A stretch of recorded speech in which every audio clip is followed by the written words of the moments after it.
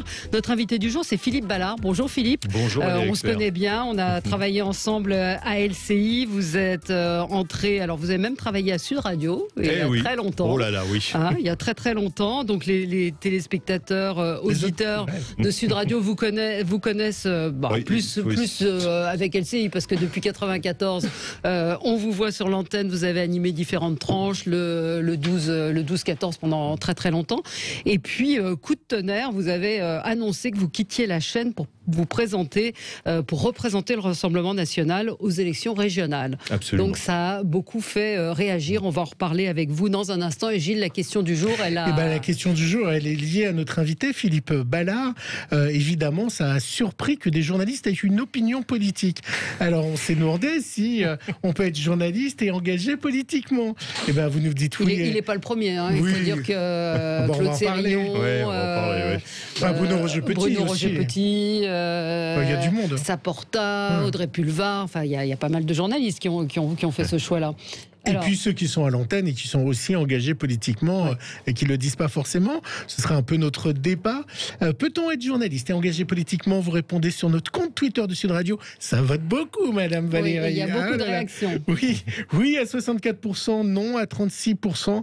Et vous nous dites que ça n'empêche pas de regarder quelqu'un. Ce qui nous intéresse, c'est aussi son professionnalisme. C'est ce que dit un de nos auditeurs plutôt que de son opinion politique. Je dois dire, et on en reparlera, que moi j'ai côtoyé Philippe pendant près de 16 ans, et je peux dire que je suis incapable de donner, j'aurais été incapable de dire quelle était votre opinion politique. Franchement, vous avez toujours été impeccable. On peut pas le dire de tous les journalistes, mais en tout cas, vous, c'était d'un professionnalisme, c'était carré, et j'ai jamais décelé la moindre orientation. Mais on en reparlera dans. Vous allez faire un pot de départ?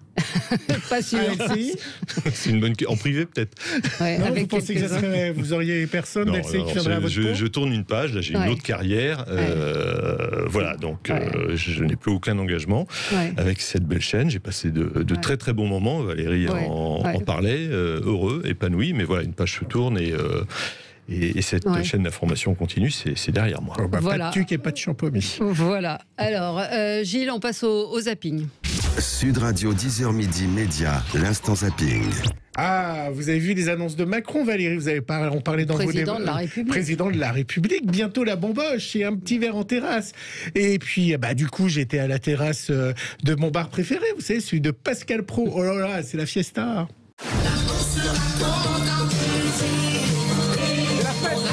Bienvenue au Sacco Palais. Ah non, c'est fermé. C'est la fête. Oui. C'est la quille. Est-ce qu'on a une boule à facettes pour péter? C'est la quille. Je suis plus que content. Tant mieux. On déconfine, madame, monsieur. Je dois vous dire que je ne crois absolument pas à cela. Je crois pas que le 1er juillet tout sera ouvert. Je ne sais pas pourquoi, je crois qu'un truc va nous tomber. On est tellement traumatisés. Je crois qu'un truc va nous tomber dessus. Non, mais je veux y croire.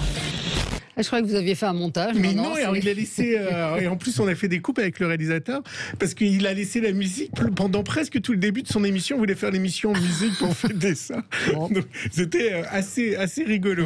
Et puis, si Pascal Praud est donc à la fête, ce n'est pas le cas pour les boîtes de nuit qui, eux, ne pourront pas faire la fête, fermées depuis un an. Rien n'est prévu pour le moment pour eux. Colère de Jean Roch dans C'est à vous sur France 5. C'est une profession qui paye des impôts, qui répond à toutes les demandes du système français, mais par contre, elle, on n'en parle jamais, on n'essaie pas de leur trouver des solutions. C'est un métier où les gens se rencontrent. Alors ne croyez surtout pas que les restaurants et les bars vont remplacer les discothèques, parce que ça n'est pas vrai du tout. Si le problème, c'est le fait d'être enfermé, alors donnez-nous des espaces, faites des dérogations, trouvons des solutions pour que cette profession puisse survivre. Et s'il faut un passeport vaccinal pour aller dans les clubs, mais qu'on le fasse. C'est une des professions, évidemment, qui n'a jamais réouvert depuis l'apparition du Covid-19. Alors, Philippe, ils sont partout, dans nos villes, dans nos campagnes, et maintenant même dans nos télés quotidiens, qui, vous savez, eux, ne sont pas du tout engagés. Ce ne sont pas du tout des journalistes engagés. Ont appuyé hier que les chaînes info, ne seraient que bleu, blanc, rouge, et ce, pour l'audience. Écoutez. CNews est en passe de détrôner BFM et de devenir la première chaîne dite d'info de France grâce à sa ligne éditoriale. Exemple, lundi. Thierry Mariani, bonjour. Bonjour. Eurodéputé Rassemblement National. Bonjour Jordan Bardella. Bonjour. Gilbert Collard est avec nous. Jean Lacapelle, bonjour. Merci d'être là, député européen du Rassemblement National. Andrea Cotarac, tête de liste en Auvergne-Rhône-Alpes, et vous avez le soutien de Rassemblement National. Tout ça, c'était en 3 heures. Du coup, BFM essaye d'être au niveau ce matin en l'espace de 2 heures. Bonjour Marion Maréchal. Bonjour. Bonjour Gilbert Collard. Robert Ménard, bonjour. Bonjour. Et en face, en 3e, il y a LCI qui lève le doigt. Et moi aussi, je veux jouer. Les invités de ce matin. Florian Philippot est déjà installé sur ce plateau. Bonjour. Bonjour. Bonjour Thierry Mariani. Bonjour. Julien Audoul est avec nous. Sébastien Chenu, tête de liste Rassemblement National dans les Hauts-de-France. Vous êtes partout. C'est du journalisme ou pas? Non. Enfin, franchement, quand on est le premier parti de France, je vais prendre les résultats aux européennes. Enfin, voilà, on est le premier parti de France. Dans les sondages, Marine Le Pen devance Emmanuel Macron. Enfin, ça me paraît pas complètement ubuesque d'inviter des représentants du Front National. À la limite, on fait un quart des voix. Ou si je me réfère aux européennes, on peut se dire que c'est un quart des invités politiques. Enfin, c'est pas compliqué comme raisonnement. Hein. Et puis sur le procédé, c'est-à-dire le montage. Je peux le faire pour La République En Marche. Je peux le faire pour Europe Écologie Les Verts. Je peux le faire. Donc il y a un engagement. Donc il y a un engagement aussi. Un peu militant pour qui roule titre, je sais pas, je vais pas me prononcer, mais c'est facile à faire. Je veux dire, encore une fois, là, on peut le faire dans quelques instants pour n'importe quel parti politique. Mais est-ce que vous pensez comme eux que vous êtes invité pour faire de l'audience? Parce que ça fait de l'audience, le Rassemblement National, et pas forcément pour écouter vos idées. Je pense qu'on porte une voix qui a peut-être pendant très très longtemps été un petit peu bridée, je vais employer ce terme, et le fait qu'il y ait alors des gens qui sont dans le parti depuis longtemps, des gens comme moi, qui arrivent, qui ont le même regard évidemment sur la France, mais pas forcément le même cheminement pour arriver à être tête de liste, en l'occurrence, moi c'est à Paris sur la liste de Jordan Bardella au niveau de la région. On exprime des choses, comme on disait pendant quelques années, c'est la France profonde, la France silencieuse, qui ose parler maintenant, qui ose dire les choses, en nommant les choses. Et puis également cette affaire qui enfle sur la décision de Emmanuel Macron d'extrader 40 ans après des anciens terroristes des Brigades Rouges vers l'Italie. Un de leurs avocats trouve la situation absurde. Il s'appelle Jean-Louis Chalancet et il était dans cet avou. Comment est-ce que vous qualifieriez l'arrestation qui a eu lieu hier de votre client, vous? D'acharnement et de contraire à toute éthique. Il y a un temps pour l'oubli. Le plus surprenant, si vous voulez, c'est que l'exécutif a fait un communiqué avant que les autorités judiciaires même soient saisies. Ce qui démontre le caractère politique. 40 ans sont passés. Son dernier travail depuis 10 ans, c'est psychothérapeute dans une EHPAD. Pour lui, c'est une vengeance de l'État italien qui se poursuit. Donc voilà, vous en parlerez peut-être. On va en parler tout à l'heure, on aura Matteo Ghisalberti avec nous, donc on y reviendra. Et puis pour finir, j'ai commencé en musique ce zapping, je le finis en musique, une petite prodige de la galette, à peine 9 ans, je ne sais pas si vous l'avez vu, Michel, qui est originaire de Dubaï, s'est qualifié pour le championnat du monde de DJ, vous connaissez évidemment ce championnat. Je me demandais ce que c'était galette, pour moi galette c'est la galette des rois, donc je me demandais ce que ça venait faire là, vous aussi Philippe, non, on est d'une autre génération. Bon, non. Eh ben, écoutez, on va faire un petit set, rien que pour vous, pour démarrer le week-end. Écoutez-la, Michele.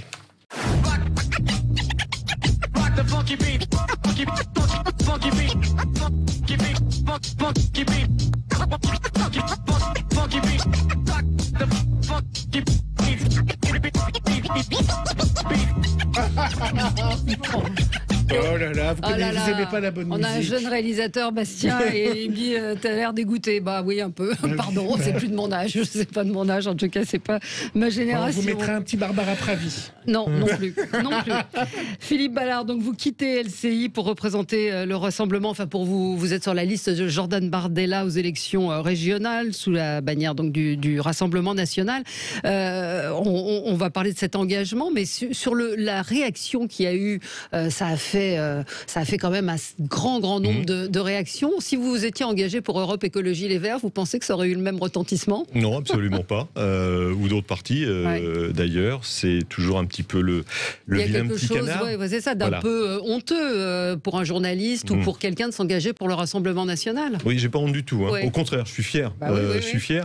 Et je peux vous dire que j'ai un accueil.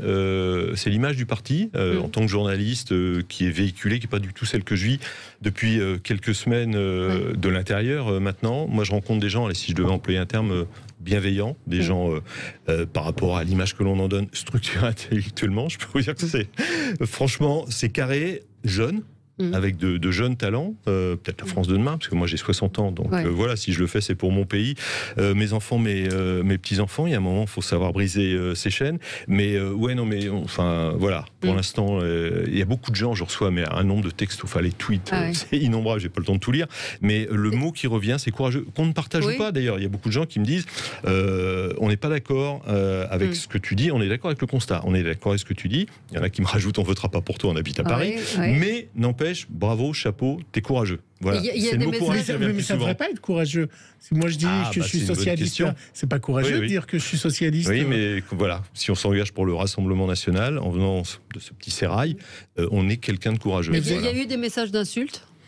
Il y en a sûrement eu dans les centaines, voire milliers de tweets, je ne les ai pas vus encore. Ou des amis qui vous disent, mais t'es dingue. Ça, j'ai pas vu. Je pense qu'en privé, où il y a peut-être des groupes privés qui se sont constitués, mais directement, qui me sont remontés, non. C'est une prise de guerre pour le Rassemblement national. C'est une belle prise de guerre. Vous êtes... De guerre, c'est moi qui y suis allé, parce que je lis beaucoup. Comment ça s'est passé ? Racontez-nous. Pas du tout.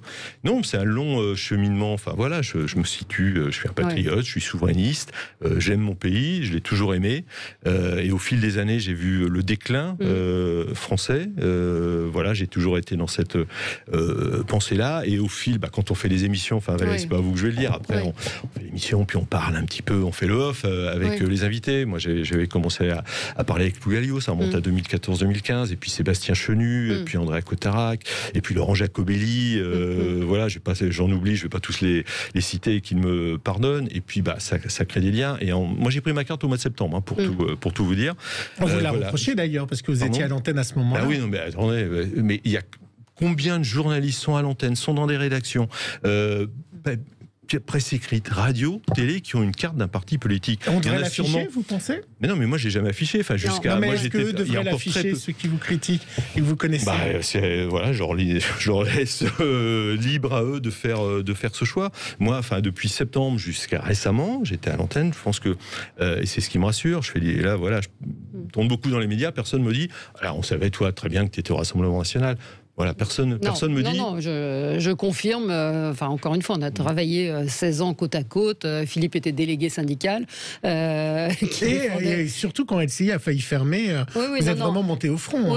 Mais, on a eu chaud. Oui, on a eu très chaud. Mais c'est vrai que dans la présentation des journaux, dans les interviews, je mets au défi quiconque de retrouver un extrait qui pourrait déterminer votre orientation politique. Et il y a ce qui n'est pas toujours le cas dans d'autres médias. Absolument. Je ne vais pas en cibler un particulier, mais on sent très bien quand on écoute attentivement la couleur politique de celui qu'il présente. Quel va être votre rôle aux côtés de Jordan Bardella ?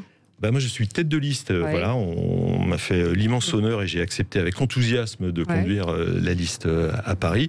Voilà, Jordan Bardella, encore une fois, c'est pour lui se présente en Seine-Saint-Denis et sur la région Île-de-France avec un slogan le choix de la sécurité. J'ai vu quelques affiches en arrivant chez vous à Sud Radio ce matin, pas loin. Voilà, c'est le choix de la sécurité. Donc c'est une pour équipe, Valérie Pécresse aussi, belle équipe. Ça va être l'enjeu de la campagne. Bon, alors là, si vous voulez, on va en parler. Je veux bien, mais je peux vous dire, on a une très très belle équipe. Voilà, sur l'ensemble des départements, donc qui forment la région Île-de-France. Et j'espère in fine, évidemment, que Jordan Bardella sera le prochain président du Conseil régional. On est sur une dynamique. Il suffit de regarder les sondages. Enfin voilà, vérifiez ce que je dis. On est à 14, 15, 17, 19 au deuxième tour. On est sur une pente ascendante avec une vraie dynamique. C'est pas parce qu'il y a Sud Radio qu'il y a des affiches près de chez nous. Non, c'est pas ce que j'ai dit. À proximité, en arrivant en voiture, j'ai vu des affiches. On a quotidien dans l'immeuble. Voilà, c'est ce que j'allais dire. C'était ma deuxième phrase. C'était en tout cas quotidien ne pourra pas se moquer parce qu'ils sont dans l'immeuble. C'est une décision qui vous a semblé évidente parce qu'à 60 ans, temps, vous auriez pu finir en roue libre, tranquille. Tranquillement, d'autant que délégué syndical, vous étiez invirable. Voilà, c'est précisé tout, Valérie, mais non, mais il y a un moment... mais vous auriez pu même profiter de la vie. Donc pourquoi et un engagement, vous l'avez dit, courageux ou en tout cas couillu, on va dire, pour employer un mot un peu plus trivial, et puis qui n'est pas sans risque, encore une fois, dans votre entourage. Je le mesure. Non, mais je le mesure, tout ça on l'intègre. Ouais. Mais il y a un moment, encore une fois, vu l'état de mon beau pays, faut savoir briser les chaînes et dire la vérité. Parce que vous pensez que Macron n'aime pas la France ? Vous dites que vous vous engagez parce que... Alors, quel Macron ? Alors, le Macron de 2017 qui nous parlait de la Startup Nation, la nation pro-business, il fallait faire des réformes pour affronter la mondialisation, ou alors le Macron, le président de la République, de mars 2020, qui nous dit, oui, effectivement, la mondialisation, on est peut-être un peu allé trop loin, et puis qui nous parle de souveraineté européenne, voire française. Moi, je voudrais déjà savoir quel est le vrai Emmanuel Macron. Voilà, et puis maintenant qu'il nous parle de déconstruire l'histoire de France, je pense qu'Emmanuel Macron a une lecture en fait très anglo-saxonne de la société, que ce soit d'un point de vue économique et d'un point de vue sociétal, le multiculturalisme. Je pense que mais il aime autant la France que Marine Le Pen, entre nous. Pardon ? Il aime autant la France que Marine Le Pen. Je pense que Marine Le Pen lui fait peur pour 2022 surtout. Oui.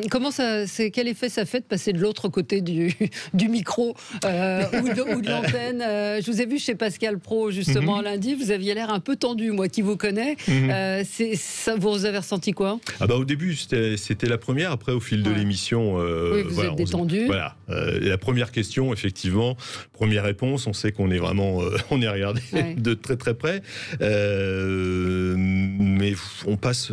je connais un peu les codes du métier aussi. Me retrouver dans un studio de radio avec un micro, des personnes sympathiques comme vous. On est tout de suite à l'aise.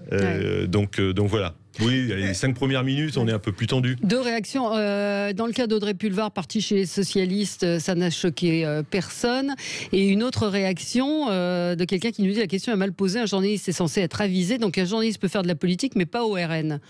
Pas au RN. On choisit. Mais c'est un parti républicain. Oui. On n'est pas vous l'avez rappelé, il y a eu 11 millions de personnes, plus de 11 millions de personnes qui ont voté pour Marine Le Pen. Et aux européennes, on arrive en première position. Mais ça reste encore quelque chose, j'employais le mot de honteux, vous disiez que vous n'aviez pas honte, ça reste quelque chose quand même, il y a quelque chose alors après, moi, je ne sais pas qui vous écrit. C'est peut-être. Non, mais il y a de tout. Il y a des gens qui disent il a l'air bien, etc. Donc il y a de tout. Là, je vous lis plusieurs messages. On a quelqu'un qui nous dit oui, Audrey Pulvar, ça n'a pas fait autant de bruit. C'est la première question que je vous ai posée. Mais pour rebondir sur ce que dit Valérie, vous n'avez pas peur du syndrome Jean Roucas qui a été quand il a annoncé. Non, mais c'est vrai. Et Franck de la Personne qui a pu tourner après. Est-ce que l'époque a changé de l'époque de Roucas et de Franck de la Personne? Moi, alors là, franchement, mon âge. Non, mais c'est l'avantage de l'âge. Le privilège de l'âge, si vous voulez, c'est que là, on a le cul épais puis on peut dire ce qu'on pense. D'accord. Voilà, sans arrière-pensée, sans aucun souci. Vous avez parlé à vos enfants et tout ça, ils n'ont pas eu peur. Aucun souci. D'accord. Aucun souci. Donc la campagne, ça va se passer comment? Vous allez aller sur le terrain, serrer des mains. Elle est déjà, là, si vous avez la réponse, vous allez expert, dites-moi, parce qu'aller distribuer des tracts, des meetings, évidemment qu'il n'y en aura pas, même si on a appris hier que 800 personnes, mais bon, puis les meetings viennent ceux qui sont déjà convaincus, généralement.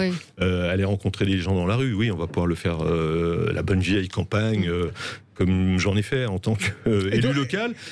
Oui, aller serrer des mains, ça me semble compliqué. Distribuer des tracts, on va nous demander de les désinfecter avant.